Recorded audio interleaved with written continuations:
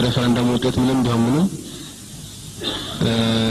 በምንም ምክንያት የአሰብ ወደብ ለኢትዮጵያ እንደማይዘጋ ለማመልከት የቀረበ ነው። እጅግ ተደናቂ ሀብት እንዳላት የሚነገርላት አገር ባለወደቦች የሚለምኗት እንጂ ባለወደቦችን የምትለምን አገር እንደማትሆን ማስገንዘብ ማስፈለጉን ለመግለጽ ያህል ነው።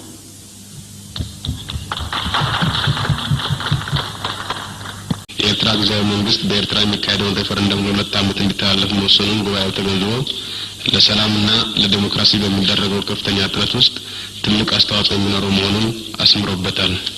በኢትዮጵያም ውስጥ እንደዚሁ የብሔረሰቦች ግጭት በእንግሊዝም በምንም የተነሳ ቢኖር የኤርትራ ጦር ኢትዮጵያ ውስጥ ገብቶ ተሳታፊ መሆን አይኖርበትም የሚል ሐሳብ ነው ያለኝና አንዱ በሌላው ውስጥ ጉዳይ ላይ ኢንተርፌር ያደርግም የሚል ማስቀመጥ ይቻላል።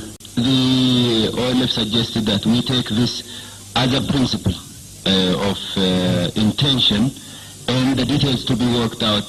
እና ትንሽ ማሻማ ትርጉም እዚህ ላይ ስላጋጠመን ተሳስቼ ካልሆነ የሚታረም ቢሆን ለማለት ነው። አመሰግናለሁ። የኤርትራ ሕዝብ የራስን ዕድል በራስ የመወሰን መብት በቀድሞዎቹ የኢትዮጵያ ተስፋፊ መንግስታትና የውጭ ኃይሎች ለጋራ ጥቅምና ፍላጎት ሲባል መሰናከሉን ለመገንዘብ በሚለው ላይ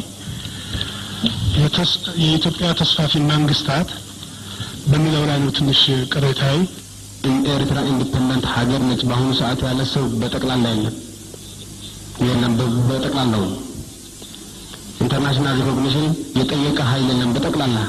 እኛ በርትተን እንስራ እንጂ ባለ ወደቦችን እኔ ኤርትራን ብቻ ማለት አይደለም በአካባቢያችን ብዙ ባለ ወደቦች አሉ 3-4 የሚሆኑ የጊዜያዊ መንግስት እዚህ ሽግግር መንግስት የሚለው ሐሳብ እስከ ተቀመጠ ድረስ አግሪመንት የሚለው ቃል እኔ እስከምገባኝ የሚደገፍ እና ውጤታማ ኃይል ያለው ቃል ስለሆነ መሰረተ ሐሳቡ አልመሰለኝም። አሁን ድምጽ ምን ሰጠው መሰረተ ሐሳቡን ጭምር ያው እየደገምነው ነው ያለን። እንግዲያው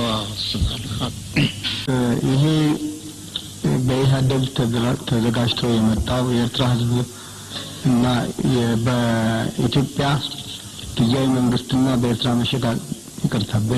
በኢትዮጵያ የመሸጋገሪያ መንግስትና በኤርትራ ጊዜያዊ መንግስት ስምምነት የሚለው ዶክመንት ማለት የኤርትራ